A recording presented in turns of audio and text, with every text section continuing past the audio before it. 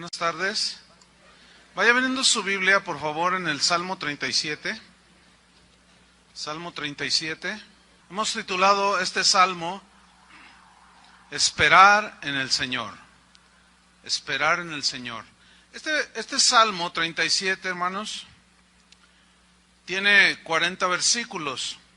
Son muchos, entonces yo he dividido en seis partes el Salmo para explicarlo, así como en bloques, porque son muchos textos. Y de los versículos 1 al 11, ahí está el primer segmento que habla de cómo el justo, el Hijo de Dios, el cristiano, debe aprender a esperar en el Señor, aprender a esperar. De los versículos 12 al 15, ahí nos habla acerca del fracaso de los impíos, de cuál es su destino y su fin. Del versículo 16 al 19, ahí habla de cómo Dios cuida a los justos, cómo Dios cuida a sus hijos. ¿Cuántos son sus hijos? Ahí viene cómo Él tiene cuidado de nosotros. En los versículos 20 al 24, ahí habla el salmista de la diferencia y el contraste de lo que es un justo, un hijo de Dios, y uno que no lo es.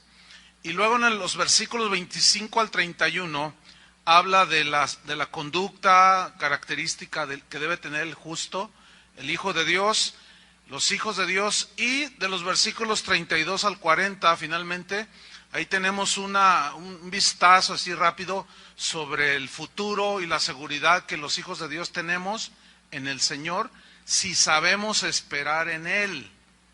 Y todas las bendiciones que vienen por saber esperar en Él en esta tierra. Entonces vamos a estudiar los primeros 11 versículos. ¿Qué les parece? Abra su Biblia ahí en Salmo 37. Mire, los cristianos, nos damos cuenta que nos encontramos rodeados de gente que no ama a Dios, ¿no es cierto? Gente que se burla de Dios, que se ríe de Dios, que pisotea el nombre de Dios, toma su nombre en vano.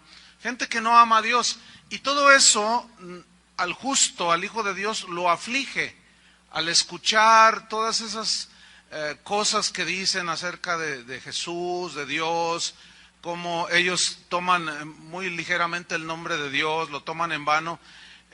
Toda esa gente que nos rodea, pues vemos sus maldades, sus inmoralidades, pero el problema es que en algunas ocasiones los cristianos nos arrastra la manera de ser de los impíos y empezamos a comportarnos igual que ellos, al grado inclusive de llegar a envidiarlos, ¿sí? Por eso es que en el versículo 1, si ponen sus ojos ahí en el versículo 1, nos da la primera instrucción del Salmo, Salmo 37:1. Comienza así directo diciendo: no te impacientes a causa de los malignos. Esa frase, no te impacientes, en el hebreo, impacientarse también significa enojarse. Entonces aquí se entiende así también. No pierdas la paciencia y no te enojes a causa de los malignos, o sea, por lo que ves que hacen los malignos. Porque un cristiano se entiende que tiene celo por Dios, ¿no es cierto? Un cristiano que tiene celo por las cosas de Dios, pero ese celo no tiene nos puede producir un enojo, pero ese enojo no tiene que provocarnos que transgredamos la palabra de Dios. La Biblia dice: airaos, pero no pequéis. O sea, habla de que una reacción natural es enojarte cuando ves que pisotean el nombre de Dios, ¿sí? Pero que ese enojo no te lleve a perder el control de ti mismo. Hace unos cuantos días oía un mensaje de un predicador que anda por ahí, que puso un ejemplo pésimo, o sea, un ejemplo que no va para nada, y él decía que así como una prostituta, alguien va y le paga para darle sus favores, dice: así tú con Dios, tú pacta con Dios, y así como la prostituta que tú le das, y luego ella te da sus beneficios, así tú, dice, pacta con Dios y Él te da sus beneficios. Suena horrible eso, ¿no? Bueno, yo cuando lo oí sentí bien feo y dije: ay, Qué pésimo ejemplo, o sea, qué pésimo conocimiento de la Biblia, comparar a Dios con una prostituta en cuanto a que tú le das y ella te da, tú le das a Dios y Él te da. Yo sentí feo, pero después, por allí también surgió a un pastor que sí, efectivamente se ve que tiene celo por Dios, y cuando escuchó ese mensaje, pues él estaba tan molesto que el siguiente reunión en su iglesia, él predicó y sacó a la luz ese pésimo y aberrante ejemplo. Pero llegó el momento en que él estaba predicándolo y estaba tan enojado que empezó a decir un montón de malas palabras. Y sí, se lo merece y más, y quién sabe cuántas cosas decía. Entonces, no, hermano, ok, los malignos, los perversos, los torcidos, los falsos, pues hacen un montón de aberraciones, pero eso no nos debe de llevar al grado de perder toda la cordura. Entonces, fíjate cómo empieza el Salmo: no te enojes, no te impacientes por lo que ves que hacen los demás, ni cómo viven, pero luego sigue añadiendo en el versículo 1, dice, ni tengas envidia de los que hacen iniquidad. ¿Cómo es posible que un cristiano tenga envidia de los que hacen iniquidad? Bueno, sí, ahí está.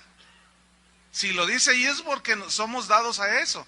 Ahora, aquí la palabra envidia también en el hebreo se traduce por tener celos. Pero ¿en qué sentido tener celos de alguien? Es porque tú deseas tener aquello. Y eso se traduce en envidia. Por eso está bien traducido envidia aquí.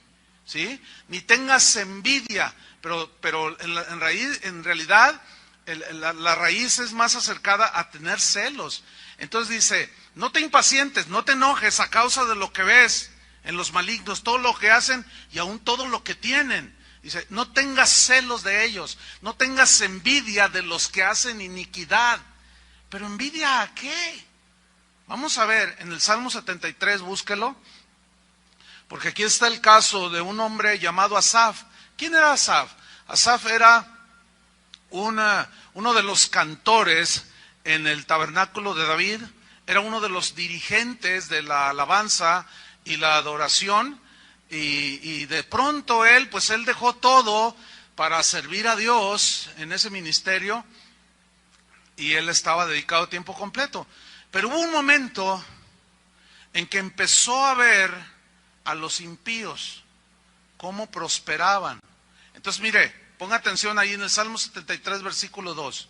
¿Me das un poco de monitor, Pico, por favor? Dice Salmo 73, versículo 2. En cuanto a mí, dice, casi se deslizaron mis pies. Noten, casi, por poquito, dice. Por poco, faltó muy poquito para yo ser arrastrado. Dice, por poco, dice, resbalaron mis pasos. Estuve a punto de irme al precipicio. ¿Y en qué consistía ese resbalar? Versículo 3. Porque tuve, ¿qué dice? Envidia. Tuve celos. ¿De quién? De los arrogantes, de los soberbios, de los prepotentes, dice. Ahora, ¿por qué? ¿De dónde surgieron esos celos y esa envidia? ¿Viendo qué? La prosperidad de los impíos. O sea, en lugar de poner sus ojos en Dios y estar contento con lo que tenía, él empezó a poner sus ojos en los impíos, en los malos, en los arrogantes, en los perversos. ¿Por qué? Porque prosperaban materialmente mucho más que el mismo Asaf. Este solo versículo nos demuestra que para prosperar no se necesita ni a Dios. Para prosperar no se necesita ni a Cristo. Carlos Slim, si no es que es el hombre más rico del mundo, no tiene a Cristo. Bill Gates le sigue y así un montón no tienen a Cristo. Entonces, es una falacia, lo he dicho hasta el cansancio, lo voy a repetir, el evangelio de la prosperidad es falso, totalmente. ¿Por qué? Porque si los del mundo puedan hacer algo que supuestamente solo Cristo hace, entonces ¿cómo está el asunto? Se puede prosperar sin tener a Dios. ¿Sí o no? Eso comprueba que todo aquello que los impíos puedan hacer no es el parámetro final y más supremo de Dios. No sé si me expliqué. Por ejemplo, los impíos no pueden tener paz en su corazón, como los hijos de Dios podemos tener. La paz no se puede comprar, ¿verdad que no?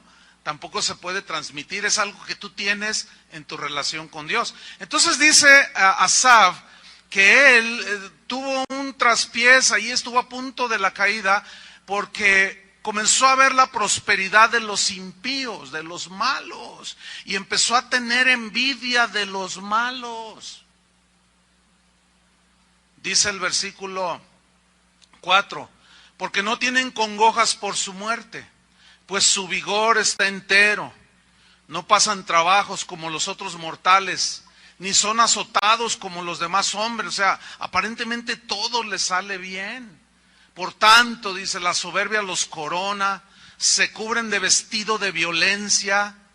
O sea, son de ese tipo de gente que no sabes con quién te metiste, no sabes quién soy yo, es gente prepotente, ¿sí? Dice el versículo 7, los ojos se les saltan de gordura, o sea que están súper bendecidos, ¿verdad?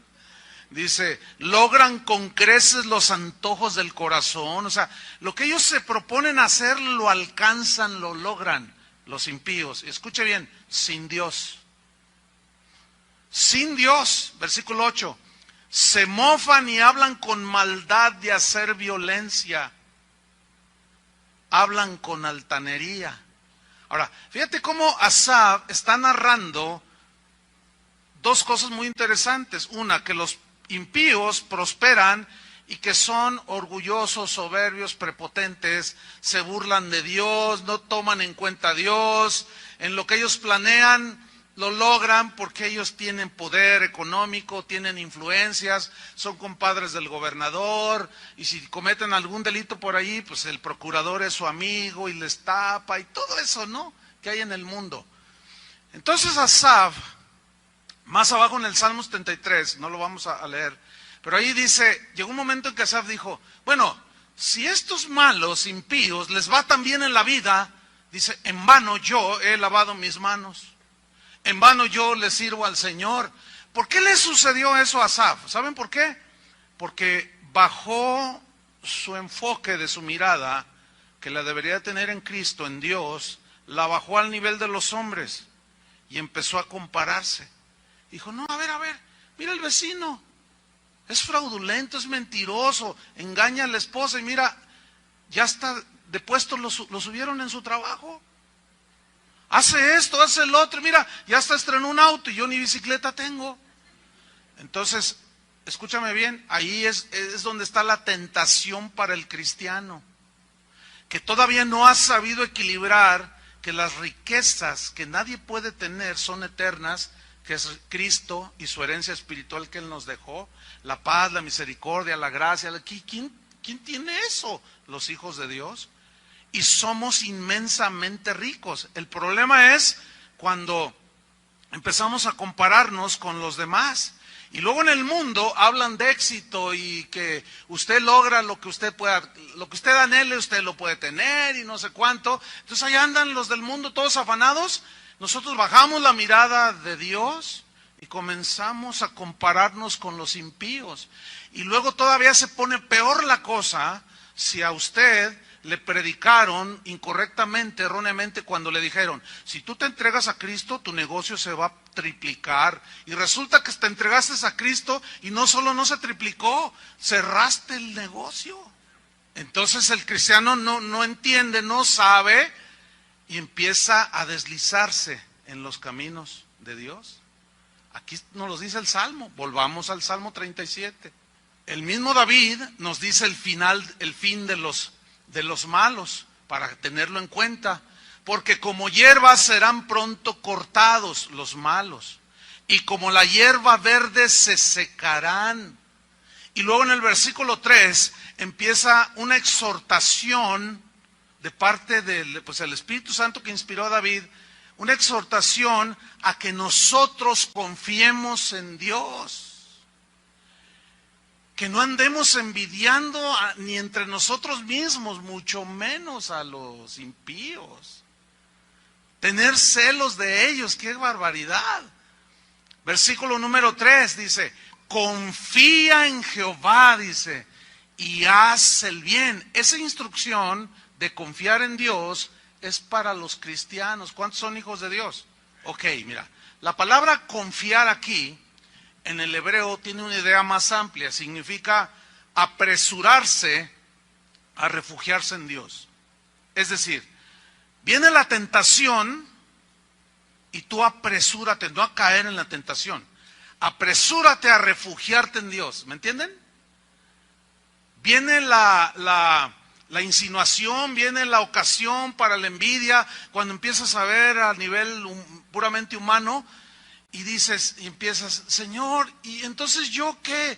¿Por qué esto conmigo? En lugar de eso, confía. Es decir,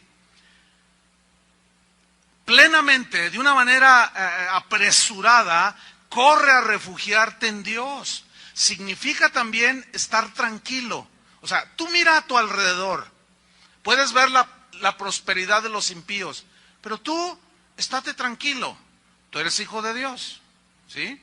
Tú sabes que Dios sabe sostener a los suyos, tú sabes que Dios es proveedor también nuestro, tú debes de saber que Él a veces nos prueba para que nosotros aprendamos a depender de Él.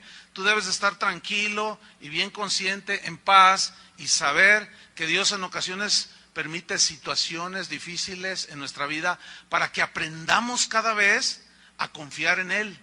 A que lo primero que hagamos, en lugar de deprimirnos, en lugar de vociferar o maldecir o irte de la iglesia, aprendas a refugiarte apresuradamente en Dios. Que Dios sea tu refugio total. Dice la Biblia, el que habita al abrigo del Altísimo morará bajo la sombra del Omnipotente, bajo el cuidado del Omnipotente. Entonces dice, confía en Jehová y haz el bien. Ahora, quiero que alcancen a ver que ese confiar en Jehová es que Él no te va a dejar. ¿Por qué dice, haz el bien? Ese es en contraste con el mal que hacen los impíos. Por eso dice, haz el bien. O sea, tú no hagas lo que hacen los impíos. Sí, lo ves con un BMW, un BMW, un Mercedes. Sí, lo ves. Pero ¿producto de qué es? No siempre, por supuesto, pero los impíos, pues esos no tienen temor de Dios, ¿sí? Entonces dice, pero tú haz el bien. Si ellos cometen fraude, tú no lo cometas, ¿sí? Si ellos engañan a su esposa, tú no engañes a tu esposa. Tú haz el bien. Es lo que está diciendo aquí. Tú haz el bien. Haz lo contrario a lo que hacen los malignos. El apóstol Pablo en Romanos 12, versículo 17, si va, busca ahí en su Biblia y ponga una separación ahí en el Salmo 37. En Romanos 12, 17, Pablo habla del mismo principio exactamente. Vemos pues cómo es un principio que está en el Antiguo Testamento y en el Nuevo Testamento, acerca de hacer el bien. Dice Romanos 12, 17, dice así, no paguéis a nadie, ¿quieren que les explique qué significa nadie en el griego? No paguéis a nadie mal por mal. No paguéis a nadie mal por mal. No. Eso déjaselos a los que no conocen a Dios. Deja que ellos se vengan por sí mismos, toman la justicia por sí mismos.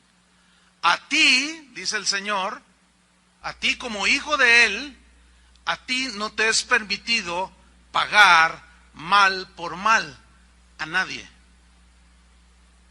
Esa es la diferencia de la vida de un impío y un hijo de Dios. No paguéis a nadie mal por mal, procurad lo bueno delante de todos los hombres. Procurar lo bueno significa acciones que no dañen a los demás. ¿Entiendes? Procurad lo bueno, procura siempre hacer lo bueno. No seas como los impíos. Versículo 18. Si es posible, esa frase, si es posible, significa que no depende totalmente de ti, lo que sigue a continuación. Si es posible, en cuanto dependa de ti, estad en paz con todos los hombres. Es decir, hay un conflicto, hay un conflicto entre dos. Tú eres cristiano, el otro no es cristiano. Entonces, el no cristiano se enoja, el cristiano también se enoja, ¿cierto? Pero al cristiano se le dice, tú perdona. Al impío no, ¿cómo va a perdonar? No sabe de qué se trata el asunto.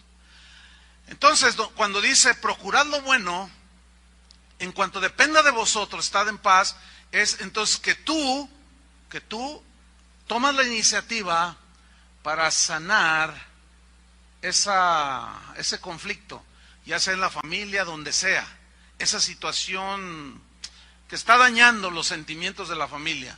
Entonces, tú vas con tu esposa, que no es cristiana, tu esposo, el tío, el abuelo, el vecino, qué sé yo, tú vas con él y dices, oye, ¿sabes una cosa? Mira, yo la verdad, pues no debí de haber reaccionado así, yo quiero que me disculpes, quiero que me perdones. Entonces, el otro reacciona mal y dice, no, a mí que me importa, y que tú, hipócrita, y te empieza a decir, ay, sí, porque vas ahí a tu iglesia y agarras la Biblia, eres un hipócrita, empezando por el pastor hasta el que barre allí, todos son iguales. Entonces, tú ya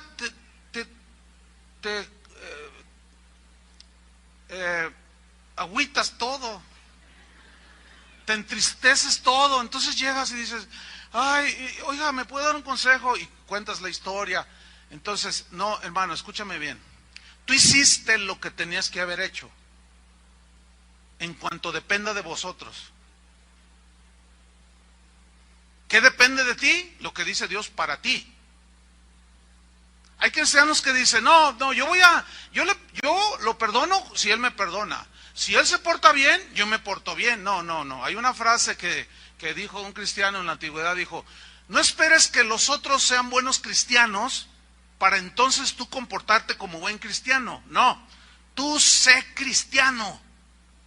Si el otro no se comporta, tú no puedes estar esperando a que el otro se comporte como cristiano para entonces tú, mira, se comportó, entonces ya también yo me voy a comportar. No, eso es un error. No, tú no esperes que los otros hagan bien, tú no esperes que los otros perdonen, tú haz lo que tienes que hacer. ¿Me expliqué? Eso es procurar lo bueno delante de los hombres. Estad en paz delante con todos los hombres. Si el otro reacciona negativo, ese es asunto de él. Tú haz tu parte. ¿Se entendió? Ok. Versículo 19. No os venguéis vosotros mismos. Ok, el impío, ese toma venganza. Toma la justicia por sí mismo. Ya ven que hoy ya existen hasta los matacetas.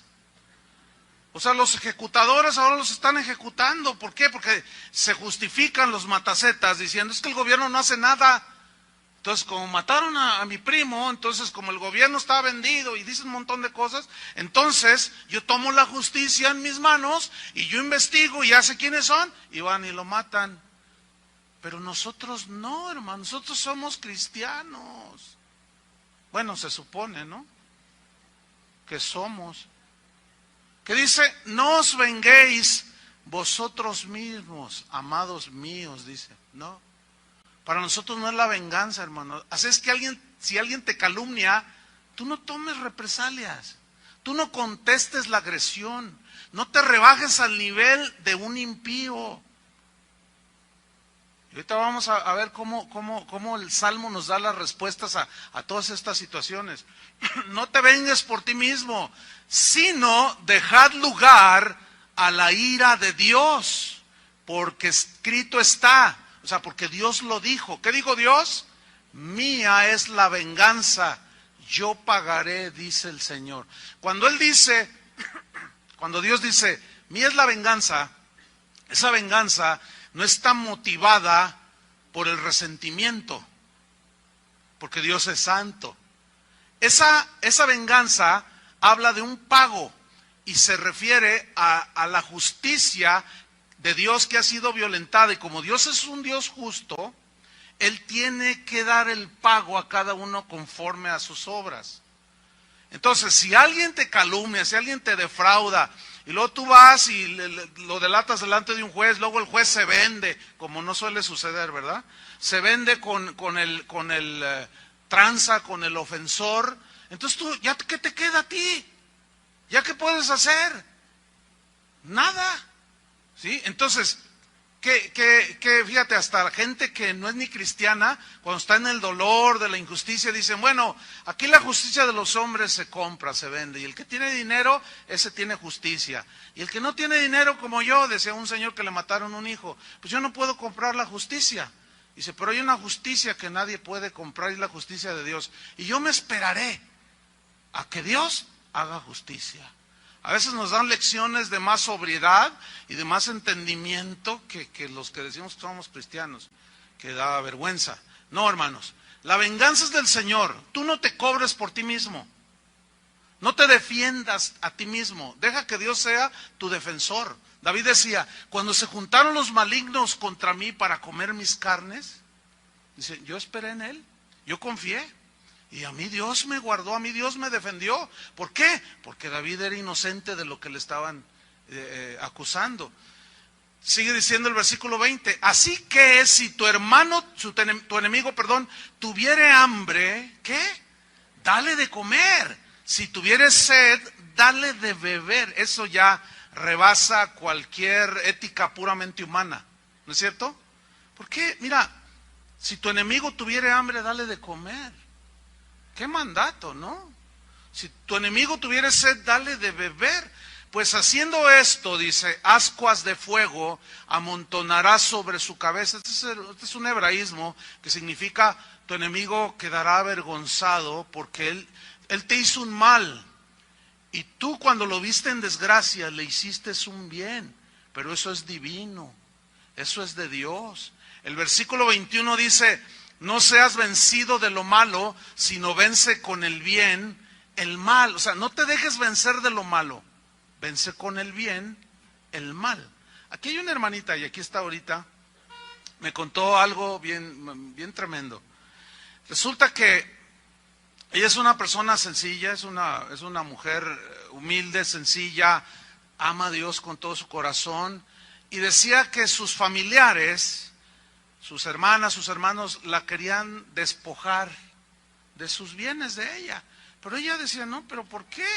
Es lo que Dios a mí me ha dado. No, que fírmame aquí. Entonces la agredían, primero verbalmente.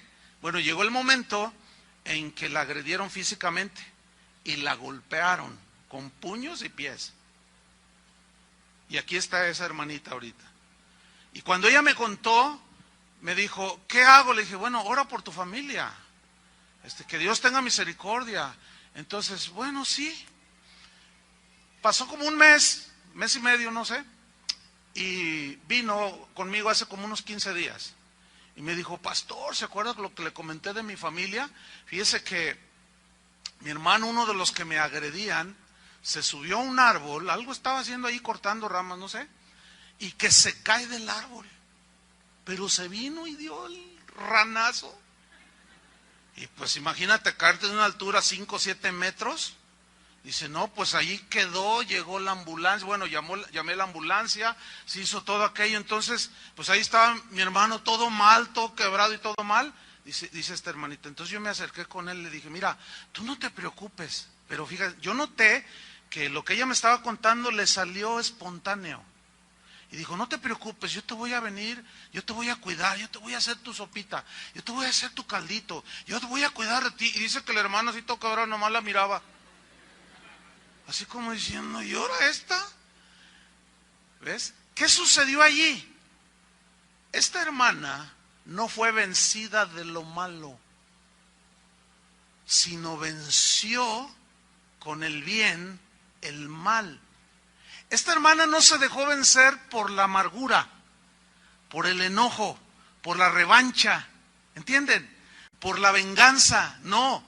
Entonces yo le dije a esta hermana, le dije, ¿sabes una cosa? Lo que tú hiciste con ellos, que te maltrataron y hasta te golpearon, fue uno de los actos de adoración más profundos que un cristiano puede hacer a Dios. ¿Por qué? Porque cuando tú obedeces la palabra de Dios, como está ahí,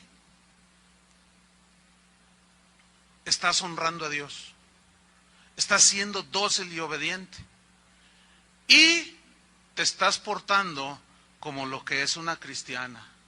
Y yo le dije, sigue así, no seas vencido de lo malo, sino vence con el bien el mal.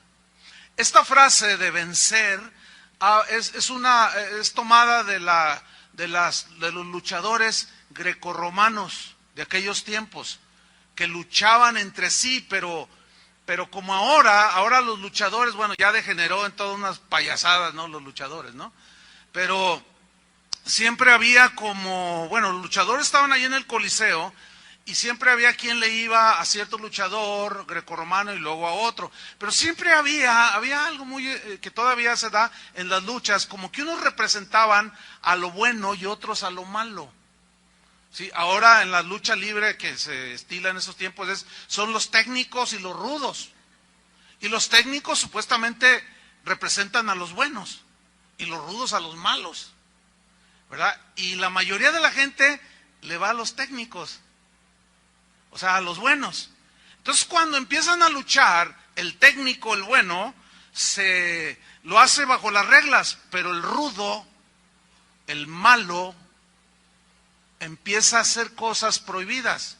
Y el referee se voltea, se distrae y ¡pum!, le da un puntapié donde no se vale. Entonces el otro cae y ya le cuenta y ya le da el gane. Y el otro dice, no, es que violó la regla. Y el otro, como es rudo, es malo, lo venció. Pero lo venció ¿cómo? Engañosamente, cometiendo fraude. Escúchame bien, hay una lucha entre el bien y el mal, siempre. Hay una lucha entre vengarte, maldecir al que te maldijo, o dejar que Dios sea el que haga justicia, que Él se vengue, y tú en lugar de maldecirlo, tú lo bendices. Hay una lucha, hermano. Porque si alguien viene y dice una calumnia, una mentira contra ti, eso duele, pero duele en la carne. ¿Entiendes? Pero como Dios a nosotros nos da la instrucción, tú no te dejes vencer por lo malo. Vence con el bien el mal. Entonces Él te dice una calumnia, tú ora por él, dale una bendición. Bendecid, dijo Jesús, y no maldigáis.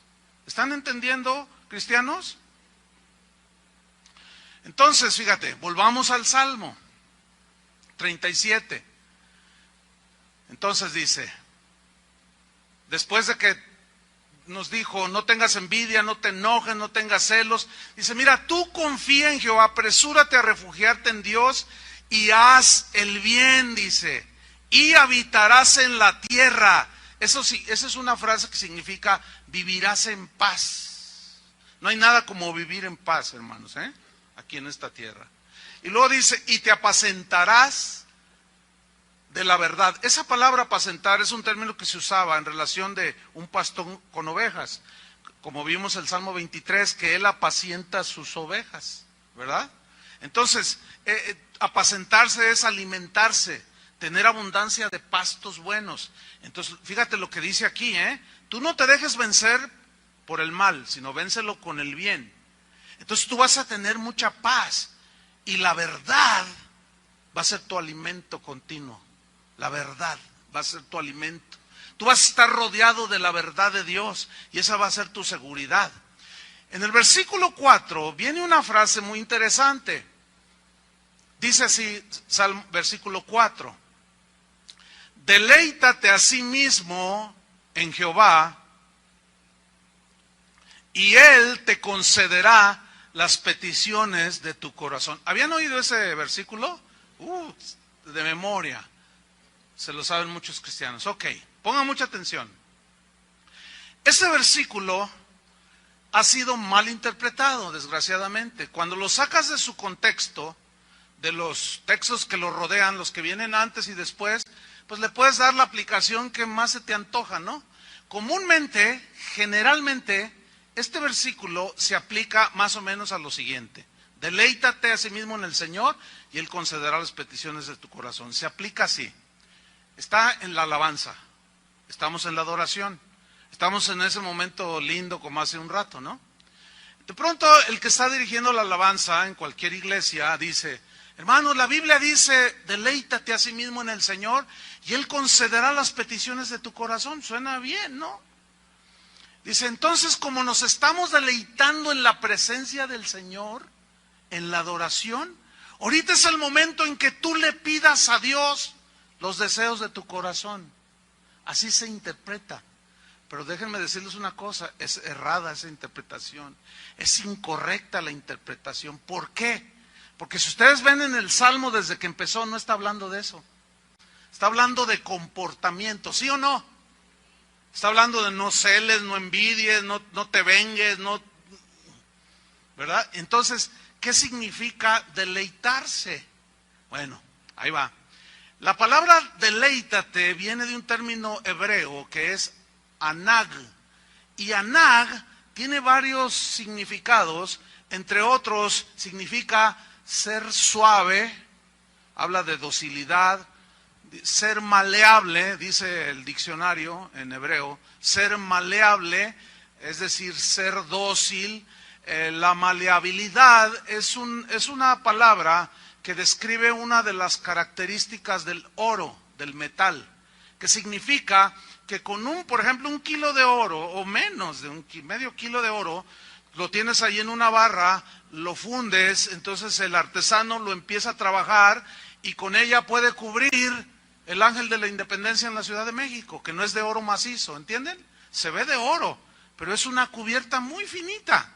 Eso significa que el oro tiene una cualidad, una característica de ser maleable, o sea, es fácilmente que se extiende, es muy dócil al manejo del joyero, ¿entienden? Del artesano, que él oprime, hace su trabajo y el oro es muy dócil para acomodarse según el deseo del joyero o del artesano.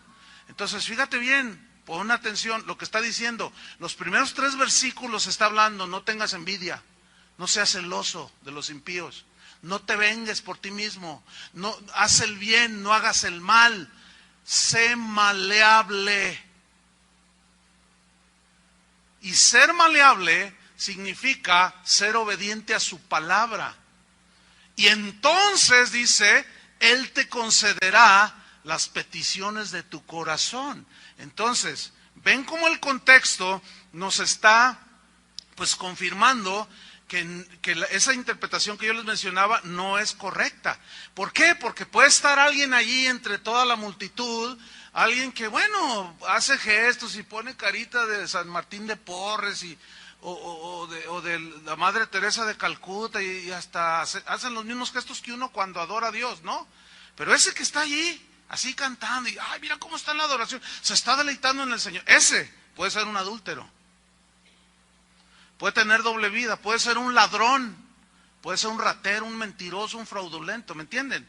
Puede ser hasta un lobo rapaz, que está haciendo los mismos gestos que todos, ¿entienden? Entonces el que está dirigiendo dice, deleítate a sí mismo en el Señor, nos estamos deleitando, lo que está en tu corazón pídeselo. Entonces el que está en un pecado o en pecados, dice, ay, qué bonito, sí, yo me estoy deleitando. Bueno, el deseo de mi corazón, y empieza a pedirle a Dios. No, porque el contexto nos desmiente eso. ¿Lo están entendiendo? Ok, seguimos adelante. ¿En qué consiste entonces el deleite? El deleite, ¿se acuerdan cuando Jesús dijo, él se aplicó unas escrituras en el Nuevo Testamento y en los Evangelios, cuando dijo, el hacer tu voluntad, Dios mío, me ha agradado, y tu ley está en mi corazón, y él tomó una escritura del Antiguo Testamento y la aplicó a sí mismo. Cuando él dijo, el hacer tu voluntad, Dios mío, me ha agradado, esa palabra, agradar en el griego, significa que produce un deleite interno, una satisfacción interna. Entonces, ahí nos concuerda que deleitarse es hacer la voluntad de Dios. Ese es el deleite, en que le hagas caso a Dios, de no tener celos, de no tener envidia, de no estar amargado, de no vengarte, porque esa es la instrucción del Salmo, esa es la enseñanza del Salmo. En ese momento, cuando tú haces la voluntad de Dios y haces a un lado la venganza y que te calumniaron y tú bendices, en ese momento, cuando tú haces eso, de pronto algo opera dentro de ti, comienzas a sentir una felicidad de haber agradado a Dios. Porque cuando tú amas a alguien, lo quieres agradar, ¿no es cierto? Cuando tú amas a tu esposa, la quieres agradar. Cuando amas a tu esposo, lo quieres agradar. Y cuando ves que tu esposo, tu esposa, tus hijos se agradan de lo que tú hiciste por ellos, te produce una satisfacción, ¿no? A eso se refería Jesús. El hacer tu voluntad, Dios mío, me ha agradado. Por eso está bien traducido, deleítate en el Señor.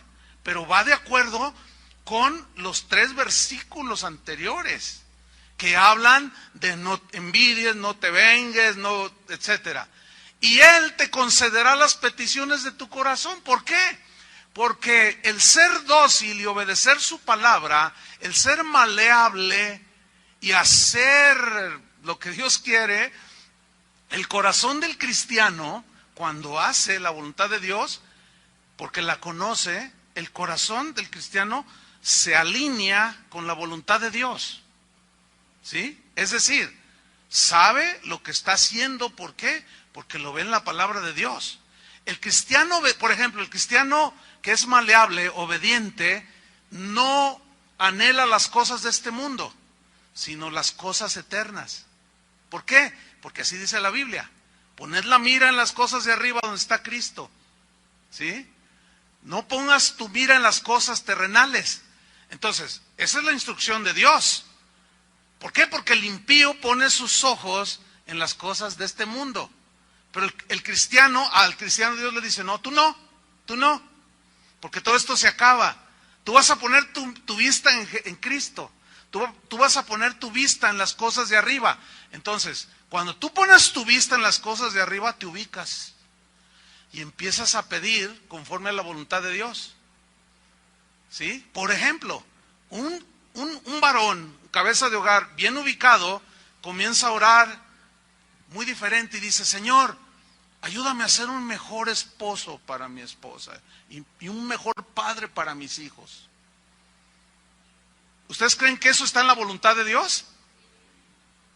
Desgraciadamente los que enseñan que todo lo que tú declaras y que tú, como por aquí anduvo un predicador la semana pasada que predicó, uno de sus puntos fue, empezó a presumir que él tiene casas, tiene carros y que tiene un jet, dijo. Pero ¿saben por qué tengo eso? Dijo, porque yo lo arrebato, dice. Y tú puedes arrebatar para ti lo que tú desees. Y muchos de ustedes no tienen nada porque no arrebatan. Espérenme, escúchenme bien. Arrebatar. ¿Qué es arrebatar? Es así, ¿no? Ok. Dios es la fuente de las bendiciones, ¿sí o no? ¿A quién se le ocurre arrebatar? Y resulta que lo que arrebatan son casas y carros. ¿Por qué no arrebatan, si eso existiera en la Biblia, por qué no arrebatan ser un mejor padre? ¿Por qué no arrebatan eso? ¿Por qué sí carros y casas y aviones?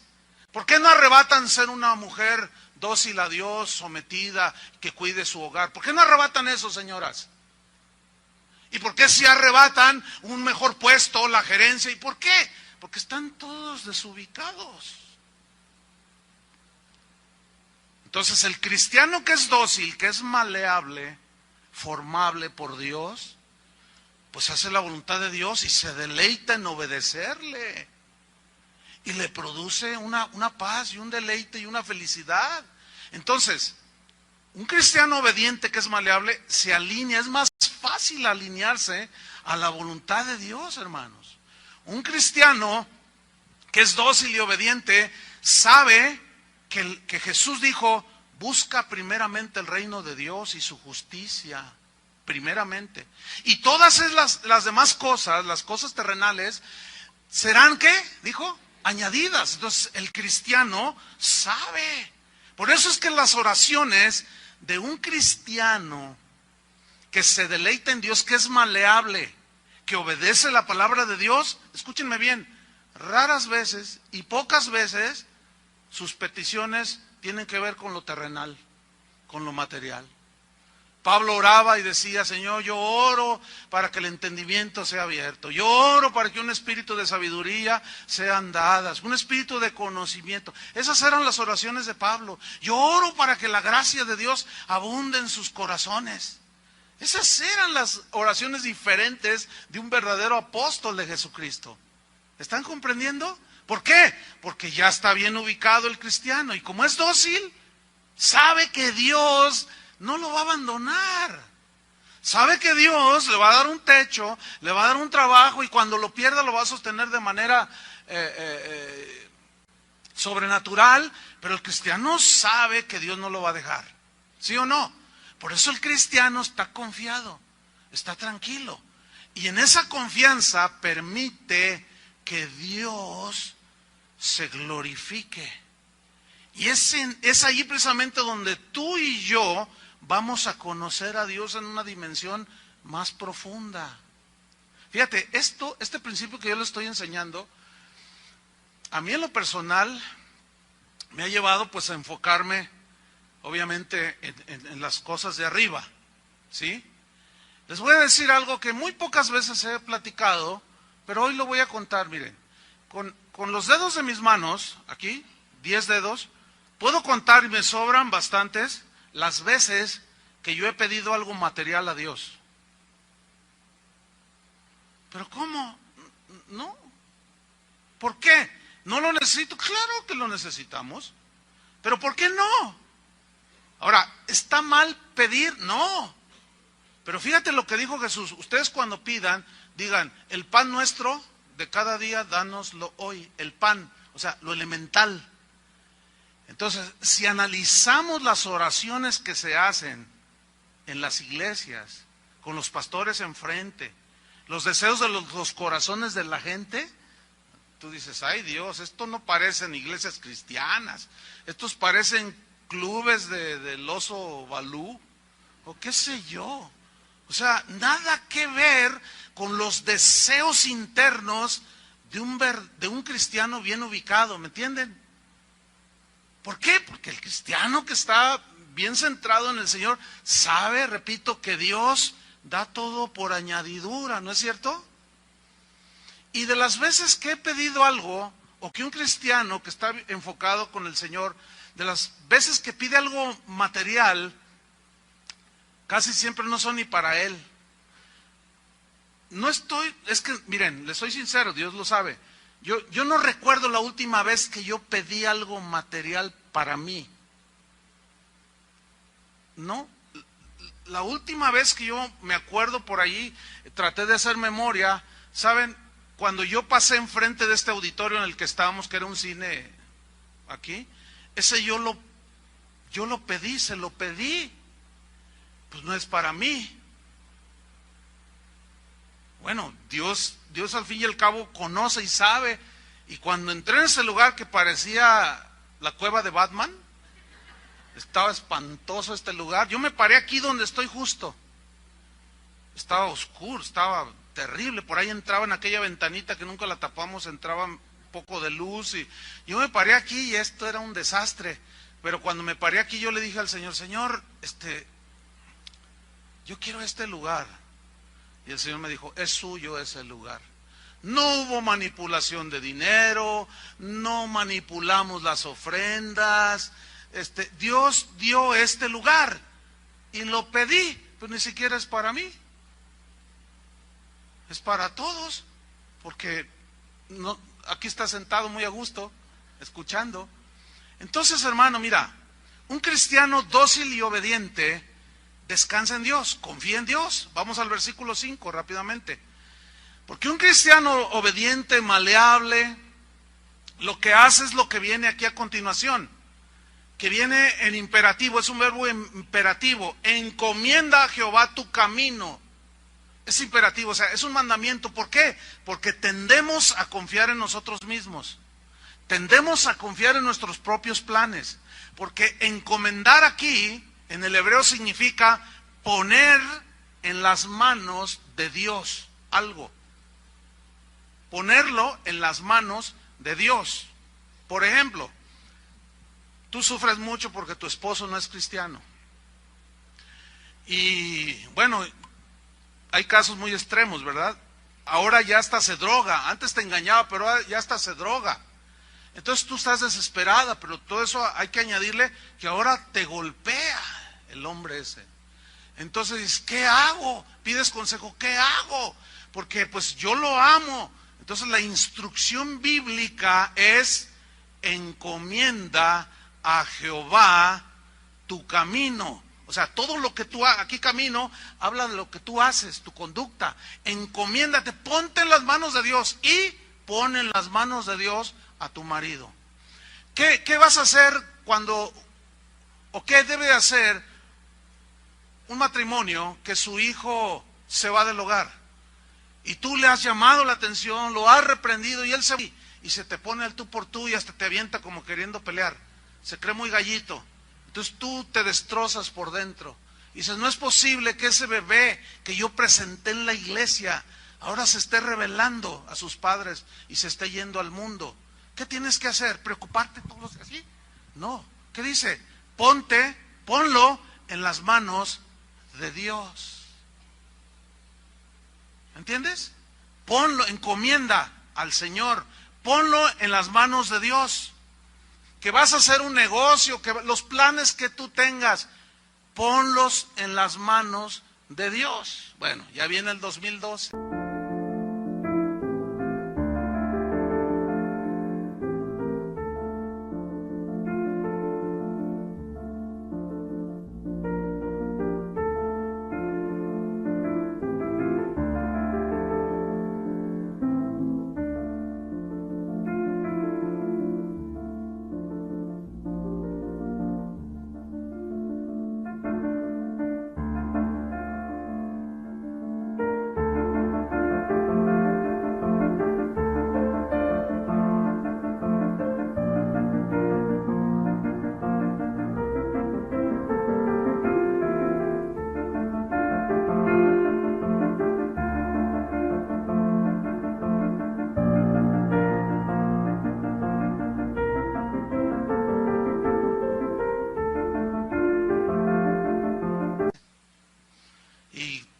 Sus propósitos y todas esas cosas que la gente hace, y uno que otro cristiano también ahí le entra a los buenos propósitos. Bueno, el problema no es hacer buenos propósitos o buenos planes, el problema es que no incluyas a Dios en tus planes.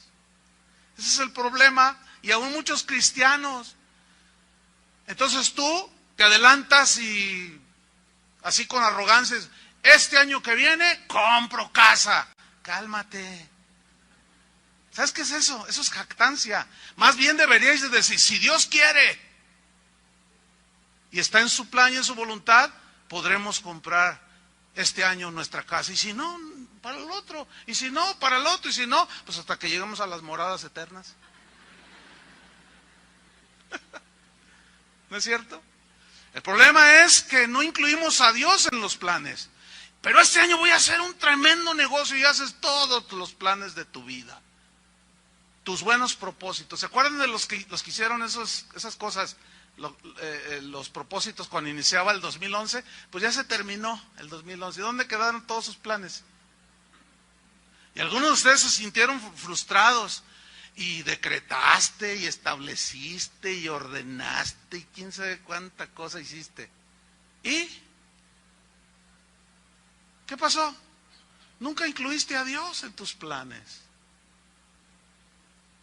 O sea, no pusiste en las manos de Dios ni a tus hijos, ni a tu esposo, ni a nadie, ni tu negocio. Está terminando el 2011, ya vienen las ilusiones del 2012 y ya vas a renovar tus propósitos nuevos. Olvídense de esas cosas, hermanos. Olvídense de eso. Y vayámonos más hacia la obediencia a Dios. No tengas envidia de los arrogantes. No te llenes de amargura. No tengas celos de los impíos. No te vengues por ti mismo. No te dejes vencer de lo malo. Sé maleable y yo voy a producir, como diciendo el Señor, voy a producir en ti un deleite. Y a donde yo te diga vas, que vayas, vayas. Cuando te diga cállate, tú te callas. Tú me puedes expresar tus deseos, pero déjame a mí, como diciendo el Señor, que mi soberanía decida si eso es para ti o no. Eso es tan diferente, hermanos, eso es diferente. ¿Cómo que arrebato? Eso es una falta hasta de educación. A ver, tú llegas con tu raya, ¿verdad? Con tu aguinaldo. ¿Cuántos les dieron ya su aguinaldo? Llegas con tu aguinaldo. Viejita, mira, me dieron ya mi aguinaldo. Entonces llega tu hijo, a ver, presta para acá y te lo arrebata. Es que yo quiero un triciclo eléctrico. Entonces tú le dices, ¿qué muchacho grosero? Y toma, le das un... Entonces, todos esos que andan enseñando que arrebata las bendiciones y son unos malcriados, eso es lo que son, unos groseros delante de Dios, faltos de temor de Dios, no conocen a Dios, como si Dios estuviera allí. A ver, ay, me lo arrebató, ay, Gabriel, fíjate nomás, ¿y ahora qué hago?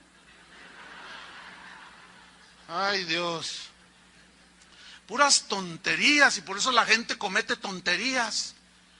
Y ofenden a Dios, ¿entienden? Agreden su santidad, agreden su soberanía.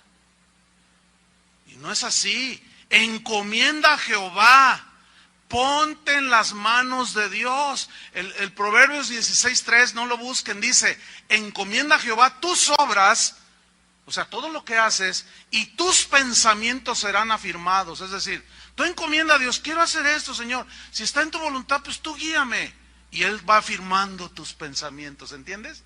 Si, hasta para entrar a la universidad, X universidad, mete a Dios en tus planes. Encomienda a Dios allí.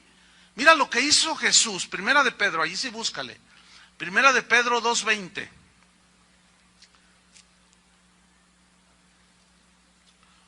Todo, nuestra vida tiene que estar totalmente puesta en las manos de Dios, encomendándola.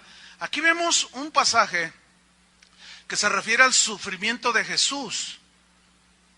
Obviamente Él fue inocente, lo calumniaron. A Jesús le dijeron que era un borracho, porque iba y les predicaba a los borrachos.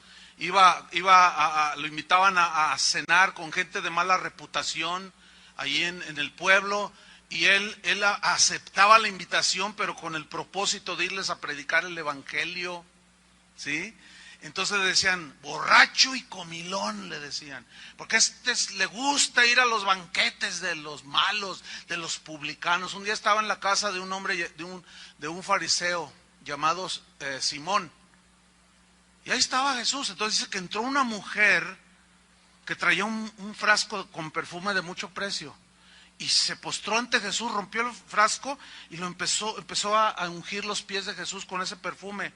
Y a enjugar con sus lágrimas, caían ahí en los pies de Jesús y los besaba, dice, y con su cabello enjugaba los pies de Jesús. Y el fariseo, como hay un montón de fariseos hoy, igual, dijo, uy, si este fuera profeta, se daría cuenta quién es esta mujerzuela.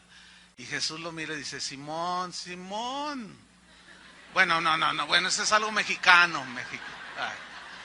Los que nos oyen en muchos países van a decir, ¿por qué se rieron? Bueno, no quiero tomarme tiempo en explicar eso de Simón.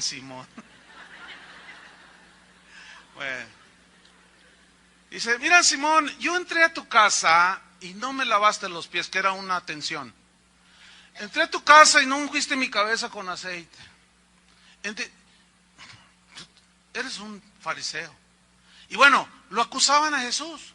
Un día hizo milagros y le dijeron, está endemoniado. Fíjate nomás, a Jesús decirle, está endemoniado. Y luego le dijeron, por el dedo de Belcebú, echa afuera a todos esos demonios. A Jesús lo acusaron de todo. ¿Sí? Hay una película por allí, Corpus Christi, lo ponen a Jesús, que él tenía relaciones sexuales, homosexuales con sus discípulos. Fíjate de todo lo que lo acusan. Lo acusan de que no resucitó, que nomás hizo allí una buena actuación y que le dieron su Oscar allá en Hollywood. Lo acusan de que tenía como amante a María Magdalena. Lo acusan de que se confabuló con Judas, diciéndole, mira, vamos a ponernos de acuerdo, tú me entregas para bien de toda la humanidad, pero tú vas a tener el primer lugar allí junto a mí en el cielo. Fíjate nomás, o sea, el código de Da Vinci. ese que sacaron. Fíjate, a Jesús lo acusaron de todo, hermano. De homosexual, de mujeriego, de fornicario, de endemoniado, de todo. Lo golpearon, todo. Mira lo que hizo. Mira lo que hizo. Primera de Pedro 2:20. Pues qué gloria es, o sea, qué mérito tiene si pecando sois abofeteados y lo soportáis. No te lo mereces. ¿Sí? Mas si haciendo lo bueno, ¿qué? Sufrís y lo soportáis. Ahí está. Siendo honesto, íntegro, obedeciendo a Dios, siendo maleable, no vengándote, o sea, haciendo lo bueno, lo soportáis y sufrís y lo soportáis. Mira lo que dice. Esto ciertamente es aprobado delante de Dios. Versículo 21. Pues para esto fuisteis llamados, porque también Cristo padeció por nosotros, dejándonos ejemplo para que sigáis sus pisadas, el cual no hizo pecado ni selló engaño en su boca. Mira, aquí está el 23. Quien cuando le maldecían, ¿qué hacía? No respondía con maldición. ¿Ven? Cuando padecía, o sea que lo golpearon, padecía de las calumnias, de todas las burlas. Cuando padecía no amenazaba, diciendo, no saben con quién se metieron, no saben quién soy yo, de mí se acuerdan. No, dice, no amenazaba. ¿Qué hacía Jesús? ¿Qué dice al último del versículo 23? Sino, ¿qué hacía? Encomendaba la causa al que juzga justamente. ¿Qué tenemos que hacer tú y yo? Exactamente lo mismo. Encomienda tu vida al Señor. Encomienda tu esposo pagano al Señor. Encomienda tu hijo rebelde al Señor. Encomienda la situación familiar que tienes. Déjasela al Señor. Pon tu confianza en Él. No trates tú de solucionar algo que es materialmente imposible. Ahora, volvamos al Salmo 37 rápidamente, porque nos vamos sobre el final. Dice, encomienda a Jehová tu camino, y fíjate cómo va de la mano, o sea, encomendar, pon tu asunto en el Señor y confía en Él. O sea, es decir, tú te encomiendas al Señor, tu causa, tu situación.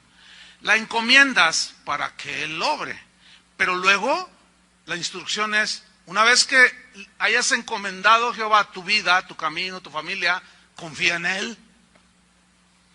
Por supuesto, ¿no? Confía en Él y Él hará.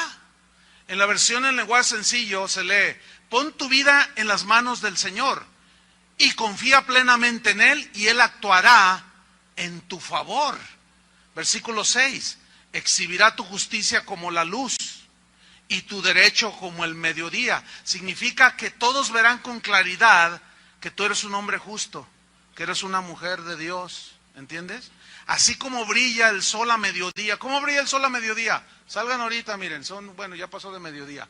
Pero es cuando el sol está en todo su apogeo, ¿no? Nada se esconde a la luz del sol. Entonces, mira, brillará de esa manera tu conducta. La gente verá que tú no eres vengativo, ¿entiendes? Que tú no eres envidioso, que tú no eres calumniador, que tú no te dejas no te arrebatas por el enojo y la ira y empiezas a vociferar por todo. No. ¿Por qué? Porque tú confías en Dios y encomiendas a Dios tu causa y estás tranquilo. Y todo eso se verá como el sol del mediodía, dice. Versículo 7. Mira, encomienda. Pon tu vida totalmente en las manos de Dios.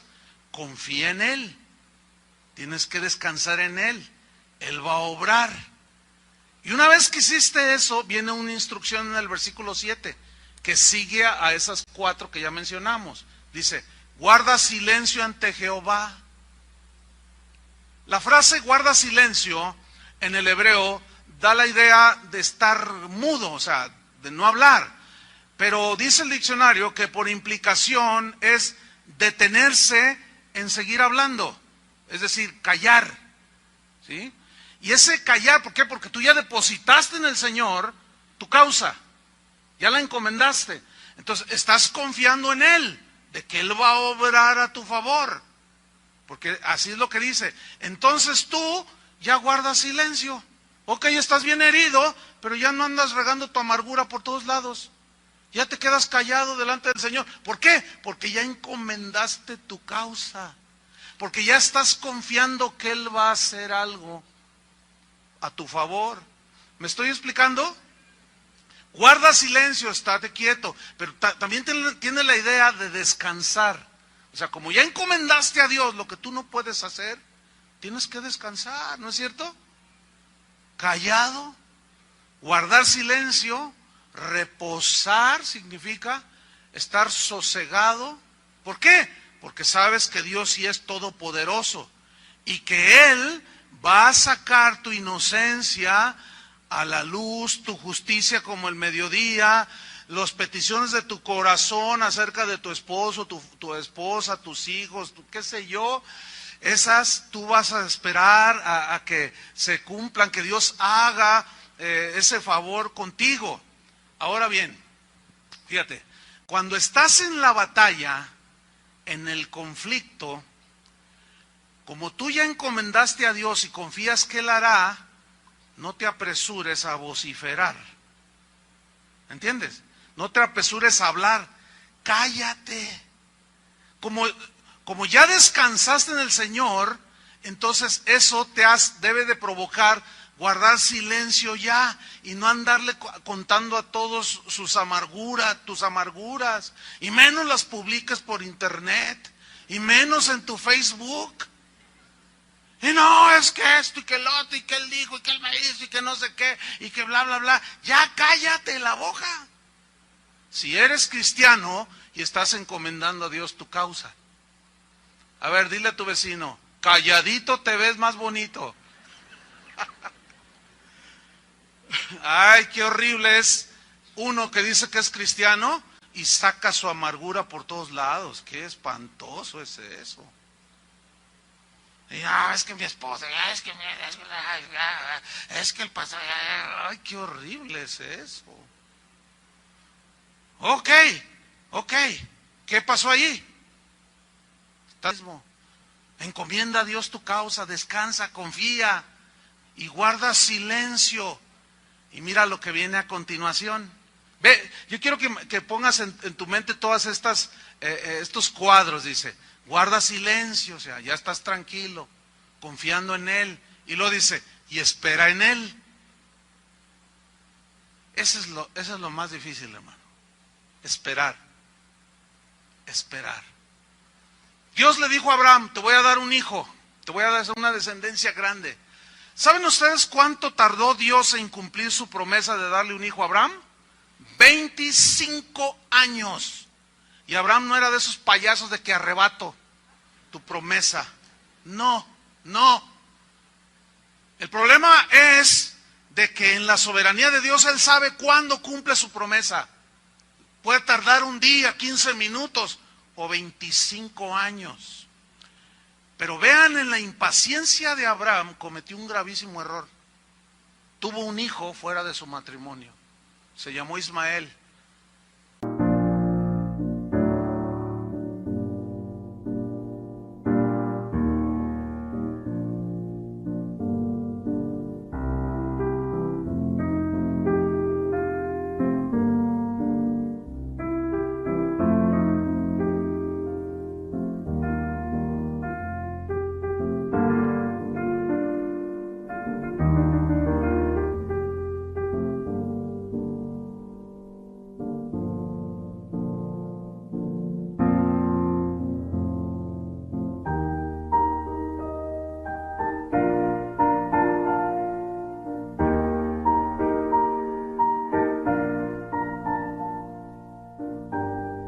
De ahí vienen todos los árabes. Y hasta la fecha son una calamidad para Israel, los árabes. ¿Por qué? Por impaciente. A los 10 años dijo, no, pues Dios ya se tardó. Y tuvo un hijo fuera del matrimonio. La impaciencia, hermanos. Por no saber esperar. Y aquí se nos dice, ustedes tienen que aprender a esperar. Cuando Israel supo esperar en Dios, Dios hacía milagros. Dios salía a favor de ellos. Job, ese Job, miren lo que dijo Job: escuchadme y hablaré yo, y que me venga después lo que viniere. ¿Por qué quitaré yo mi carne con mis dientes y tomaré mi vida en mi mano? O sea, yo voy a hacer justicia en mi propia mano. ¿Voy a quitarme yo la vida? ¿Me voy a suicidar? No, dice. He aquí, aunque Él, o sea Dios, me matare, en Él esperaré. Mire, Job aquí había perdido a sus hijas. Era un hombre muy rico, perdió toda su riqueza. Y luego estaba enfermo, le salió una sarna. Y estaba ahí esperando, hermano. Por eso la Biblia exalta la paciencia de Job. Dice, la paciencia de Job. Y Dios se sentía tan complacido de un hombre como Job, que hasta se lo presumió al diablo. Y le dijo, ¿no has considerado a mi siervo Job? Hombre temeroso de Dios, apartado del mal, un hombre justo, un hombre recto. Imagínate que Dios opine eso de cada uno de nosotros. A mí qué me importa que fulano de tal opine de mí que yo soy el anticristo. A mí qué me importa, a mí lo que me importa es lo que piense Dios de mí. Y eso solo yo lo puedo saber, cómo es mi vida ante Dios. Nadie más, ¿sí o no? Entonces no te importe lo que digan, lo que hablen, lo que dejen de hacer. Tú encomienda al Señor, no te vengues, no te amargues como los amargados esos. Ni mucho menos cobres venganza, no les respondas a todos esos amargados. No te rebajes a ese nivel de los que te agreden. Tú encomienda a Dios, deja que Dios le dé el pago a cada uno. Y el culpable, Dios no lo tendrá por inocente, quien sea. Amén. Entonces, el problema está en esperar. Ahí está, esperar. David oró, no lo busquen, Salmo 5. Y dijo, escucha, oh Jehová, mis palabras. Considera mi gemir. Estaba gimiendo, porque aquí él era perseguido injustamente. Está atento a la voz de mi clamor, Rey mío y Dios mío, porque a ti oraré. Oh Jehová, de mañana oirás mi voz. De mañana me presentaré delante de ti y esperaré. Esa frase, me presentaré delante de ti, es presentaré mi queja delante de ti. Con Dios, sí ve y dile, Señor, injustamente me están calumniando. Señor, abusaron de mí. Señor, me quitaron mi carro. Señor, Señor, tú eres el que hace justicia. Yo quiero mantenerme como tú dices. Yo no me voy a vengar. Yo no voy a dar rienda suelta a mi amargura y a mi resentimiento. Yo quiero deleitarme en ti, yo quiero ser maleable. Si esta prueba que me estás poniendo es para formar en mí a Cristo, yo lo acepto. Yo quiero ser como el oro, maleable, moldeable. Moldéame, Señor, ¿sí? Yo quiero deleitarme en ti. Entonces, mi causa la presento delante de ti. Me encomiendo a ti y confío en ti que tú vas a hacer. Entonces me voy a quedar callado y voy a esperarme a que tú obres. Nos vamos con el final del Salmo. Dice el versículo 7, guarda silencio ante Jehová y espera en él. Y luego vuelve a reiterar, estoy en el Salmo 37:7. No te alteres con motivo del que prospera en su camino. Otra vez vuelve a decirlo, no te alteres. Por el hombre que hace maldades, no te alteres, no te compares, no le envidies. Deja la ira y desecha el enojo. No te excites en manera alguna a hacer lo malo. 9. Porque los malignos serán destruidos. Pero, ¿qué dice? Los que esperan en Jehová, ellos heredarán la tierra. Pues he aquí, de a poco no existirá el malo, observará su lugar y no estará allí. Pero los mansos heredarán la tierra y se recrearán con abundancia de paz. Versículo 12, mira el fracaso de los impíos. Dice, maquina el impío contra el justo y cruje contra él sus dientes. El Señor se reirá de él Y hasta Gabriel ahí tirado en el suelo, riéndose, carcajeándose. Dice, porque ve que viene su día del castigo al malo. Por eso tú ocúpate en lo bueno y no seas vencido de lo malo. Versículo 14. Los impíos desenvainan espada y entesan su arco para derribar al pobre y al menesteroso, para matar a los de recto proceder. Pero su espada entrará en su mismo corazón y su arco será quebrado. ¿Quién es el que va a hacer eso? ¿Tú o Dios? Descansa en Dios. Deja que Dios sea el que cobre con justicia y haga el castigo. Versículo 16, mira cómo Dios cuida a los justos. Dice, mejor es lo poco del justo que las riquezas de muchos pecadores. Mira, mejor es el taco con frijoles en Navidad, pero ganado con honestidad, que un pavo relleno comprado con dinero de un fraude. Poco del justo, mejor es lo poco. Si tienes 20 pesos, pero te los ganaste con honradez, siéntete contento, hermano. ¿Entiendes? Y no envidies a aquellos malos que no agradan a Dios. Y no te amargues ni pongas tu vista en ellos. No, dice, versículo 17, porque los brazos de los impíos serán quebrados, mas el que sostiene a los justos es Jehová. ¿Cuántos le dan gracias? Versículo 18. Conoce Jehová los días de los perfectos o de sus hijos, y la heredad de ellos será para siempre. No serán avergonzados en el mal tiempo, y en los días de hambre serán saciados. Dios no te dejará, hermano. Mira el versículo 20, hay un contraste aquí entre los justos y los impíos. Lo que les sucede, dice, mas los impíos, ¿qué? Perecerán.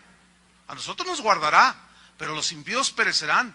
Y los enemigos de Jehová, como la grasa de los carneros, serán consumidos, se disiparán como el humo. El impío toma prestado y no paga. Tú no hagas lo mismo. Mira, el justo tiene misericordia y da.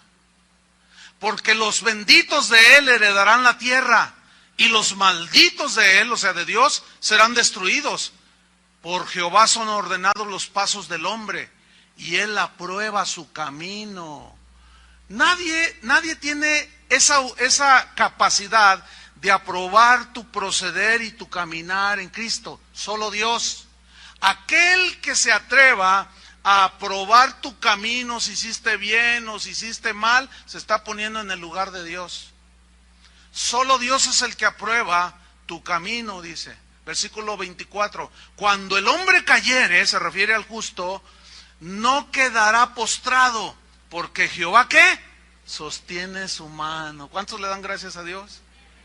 Y finalmente dice en el versículo 25 al 31, dice David, joven fui, ya pasaron los años, he envejecido, salieron las canas, viví muchos años, dice en otras palabras, y no he visto justo desamparado. ¿Qué tal? Ni su descendencia que mendigue pan. En todo tiempo, dice, tiene misericordia el justo y presta, y su descendencia es para bendición.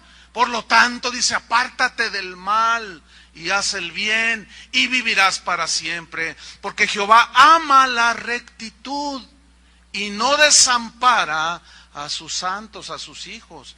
Para siempre serán, ¿qué? Gloria a Dios. Mas la descendencia de los impíos, ¿qué sucederá? Será destruida. Los justos heredarán la tierra y vivirán para siempre sobre ella.